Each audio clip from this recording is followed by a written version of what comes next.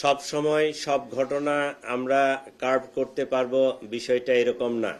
যদি বিগত দিনের কথা বলি তাহলে দেখেন যখন এক পাবলিক সেন্টিমেন্ট একটা গ্রো করে এটাকে রিজেন্টমেন্ট করার জন্য রাষ্ট্রীয় যে সক্ষমতা সেটা রাষ্ট্র তো সর্বোচ্চ পর্যায়ে সেটার ব্যবহার করে।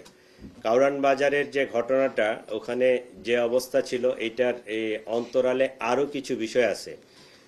আমরা যদি ওখানে অ্যাকশনে যেতাম তাহলে গুলি হইতো, দুই চারজন মারা যেত। পাল্টা তারা পুলিশকে, আমার ওখানে যে পুলিশ ফোর্স ছিল পুলিশ ফোর্সের উপর আক্রমণ করত এবং আমরা জানি না যে তাদের মনের ভিতরে কি ছিল। যদি পুলিশ দুই চারজন সদস্য আমার সেদিন নিহত হইতো তাহলে আপনারা জানেন যে পুলিশ জাস্ট এক বছর আগে বিরাট একটা ট্রমা থেকে আমরা তাদেরকে এই পর্যায়ে নিয়ে আসছি। সামনে ইলেকশন, এই পুলিশের যদি আবার নতুন করে ক্যাজুয়ালিটি হয় এই পুলিশটাকে দিয়ে আমি সামনে আগাইতে পারবো না। যে কারণে ওখানে আমরা অ্যাকশনে যেতে পারি নাই। কোনো হিউম্যান লাইফের কোনো অ্যাক্সিডেন্ট হয় নাই। এইটা আমি বলবো যে এই এত বড় একটা ইনসিডেন্টের আমাদের এটা অ্যাচিভমেন্ট যে কোনো ধরনের ক্যাজুয়ালিটি ছাড়া এটাকে ট্যাকেল দেওয়া গেছে। সম্পদ কিছু গেছে, ক্ষতি হয়েছে, সেটা হয়তো পূরণ করা সম্ভব, কিন্তু একটা হিউম্যান লাইফ যখন লস্ট হয় এটা কোনো কিছুর বিনিময়ে আর ফিরে আনা সম্ভব না।